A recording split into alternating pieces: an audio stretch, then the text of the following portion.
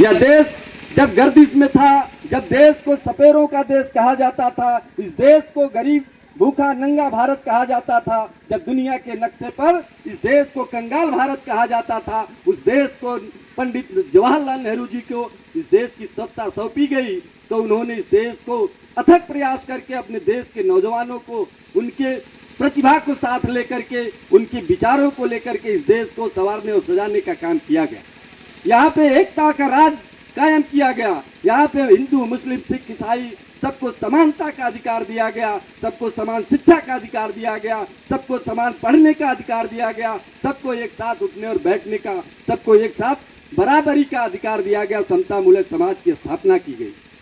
आज तमाम पार्टियां हैं, कहीं बीजेपी है, कहीं कांग्रेस के अलावा कांग्रेस विरोधी पार्टियां हैं, कहीं बीजेपी है, कहीं बीएसपी है, कहीं एसपी है, कभी अपना दल है, कभी सुहेल दल है। तमाम पार्टियां हैं जिनका एक मकसद केवल रह गया है, अपने परिवार के बच्चों को शीर्ष नेतृत्व देना, उनको अच्छी अच्छी कुर्सियों पे बैठाना और हमारे बच्चों का भविष्य गर्त में डालने के लिए शिक्षा से दूर करने का एक उनका नाटक चल रहा है। और एक दूसरे से मिलकर के इस देश के नौजवानों को बरगलाने का काम किया जा रहा है, संविधान से दूर करने का काम किया जा रहा है। मैं संविधान की बात करने आया हूँ। आप सभी लोग संविधान के विषय में जानते हैं, केवल जानते हैं। मैं समझता हूँ कि यहाँ बैठे हुए किसी व्यक्ति के पास संविधान की कोई कॉपी नहीं होगी, कोई किताब नहीं होगी, न कोई उसकी प्रति रखा होगा। जब तक आपके परिवार में संविधान नहीं होगा, जब तक आपका बच्चा संविधान को नहीं पढ़ेगा, तब तक आपके अधिकार की सुरक्षा नहीं हो सकती है। तब तक आपके अधिकार की सुरक्षा नहीं हो सकती है, तब तक आपको धन और धरती का अधिकार नहीं मिल सकता। मैं आप लोगों के बीच में आया हूँ, राहुल गांधी और प्रियंका गांधी जी का एक संदेश लेकर के आया हूँ। उन देश के तमाम असंख्य देश के कुर्बानी को देकर के देश को सींचने और संवारने के ऐसे नौजवानों को नमन करने आया हूँ, जिन्होंने अपने प्राणों की आहुति देकर के इस देश को संवारने और सजाने के लिए, आज़ाद कराने के लिए अपनी तमाम कुर्बानियों को दिया। इस देश को आज़ाद कराने में माताओं और बहनों की भी भूमिका रही है।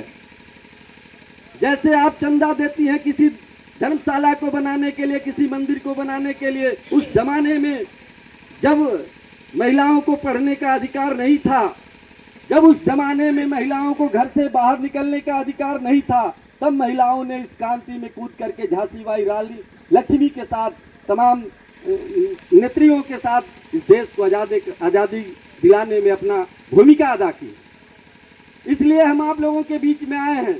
इन महान वीर सपूतों का, भगत सिंह, राजगुरु, सुखदेव का और डॉक्टर भीमराव अम्बेडकर का नाम अगर चर्चा में न आए तो निश्चित रूप से लगता है कि हम देश की बात नहीं कर रहे हैं। इस देश में हुकूमत हुआ करती थी जिसमें ये बात कहा जाता था कि मानव को भी कई रूप में दिखाया जा रहा था। जो हमारे धार्मिक ग्रंथ हैं उसमें ये बताया जा रहा था कि कोई पैर से पैदा होता है, कोई मुख से पैदा होता है, कोई बाँह से पैदा होता है। तो इस तरीके की भ्रांतियां फैला करके हमें बांटने का काम किया जा रहा था। अगर पैर से पैदा होने वाले व्यक्ति को आप अछूता मानते हो तो दुनिया में मैं एक बात की चैलेंज करना चाहता हूं कि अगर आप किसी को नतमस्तक होते हो तो उसके पैर को ही पकड़ते हो, तो वो सबसे ऊंचा स्थान होता है पैर का। मुख से पैदा होने वाले का कभी भी शीर्ष स्थान नहीं हो सकता। तो इस तरीके से हमें अपने अधिकार को समझने की आवश्यकता है। कांग्रेस कुशवाहा जी का नाम आप लोगों ने सुना होगा। जयदेव कुशवाहा जी शोषित वंचित समाज के एक नेता हुआ करते थे, जिनका मानना था 100 में 90 शोषित हैं, 90 भाग हमारा है, शोषित ने ललकारा है, धन धरती और राजपाट में 90 भाग हमारा है, ओट हमारा राज तुम्हारा, नहीं चलेगा नहीं चलेगा नहीं चलेगा नहीं चलेगा।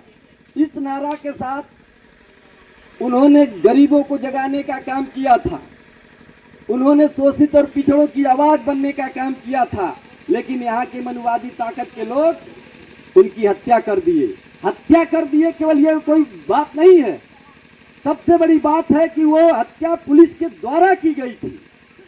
अब पुलिस के द्वारा हत्या करने के बाद उनको जिंदा थे, उनको इलाज कराने की आवश्यकता थी, लेकिन उन लोगों ने इलाज नहीं कराया, उनको जेल में रखने का काम किया। और जब वो तड़पड़ा करके मर गए तो वहाँ मनीवादी सोच का एक सिपाही उनके ऊपर पेशाब करता है। वो पानी मांग रहे थे, पानी की जगह उनको पेशाब दिया गया था।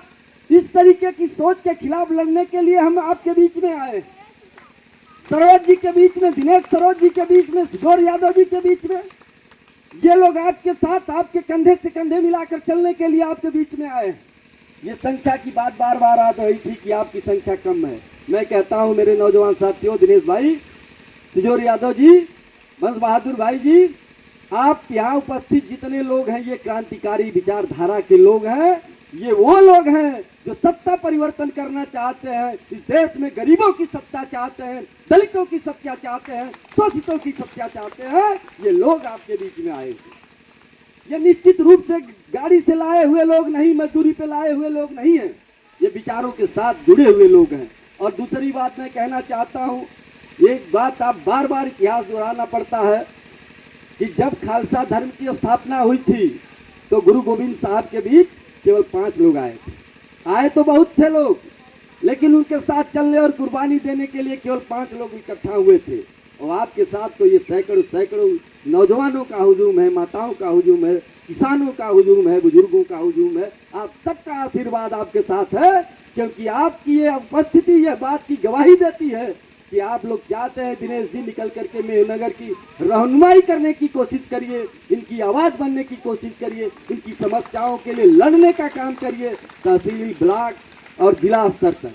मैं जहां तक मैं अपनी बात करना चाहता हूं, मैं कांग्रेस का बहुत छोटा सा सिपाही हूं। आप सबके आशीर्वाद से मुझे इस मंच पर बोलने और आपके बीच में संवाद करने का अवसर मिलता है। तो मैं ये केवल कहने आया हूं कि मेरी जहां भी आवश्यकता होगी, मेरी एक टीम है ओबीसी कांग्रेस कमेटी की, वो आपके हर आवाज में आपके साथ खड़ी है। ये विश्वास दिलाने आया हूं और आपसे एक आशीर्वाद लेने आया हूं कि आप लोग जब कभी भी जनता के सवाल से हमारा आंदोलन हो तो आप लोग एक दिन का समय निकाल करके आप लोग आजमगढ़ तक आने का काम करेंगे, तहसील घेराव करने का काम करेंगे, डीएम का घेराव करने का काम करेंगे। इन्हीं सब शब्दों को लेकर के आपके बीच में पुनः प्रियंका गांधी खड़गे जी और अपने नेता अनिल जयहिंद यादव जी, जिन्होंने एक मिशन मैन के नाम से उनको पुकारा जाता है, आप लोगों की एक आवाज है कि गरीबों के बच्चों को इस मंच पे बैठाने के लिए आपकी व्यवस्था करना। ये पिछड़ा वर्ग विभाग आपको अवसर प्रदान करने के लिए आया है, आपके बच्चों को अवसर देने के लिए आया है। केवल आप नारा लगाने वाले नहीं रहेंगे, केवल आप टाट बिछाने वाले नहीं रहेंगे, आप केवल कुर्सी भरने के लिए एकत्रित नहीं होंगे। आप उन नौजवानों को हमें देने का काम करिए जो लोग आगे निकल करके आपकी आवाज बनना चाहते हैं, आपके लिए संघर्ष करना चाहते हैं। कांग्रेस ओबीसी डिपार्टमेंट आपके बच्चों को अच्छे से अच्छे पदों पर रख करके उनको सम्मान देने के लिए हम आपके बीच में आए हैं, आपसे रूबरू हो रहे हैं, आपसे बात कर रहे हैं।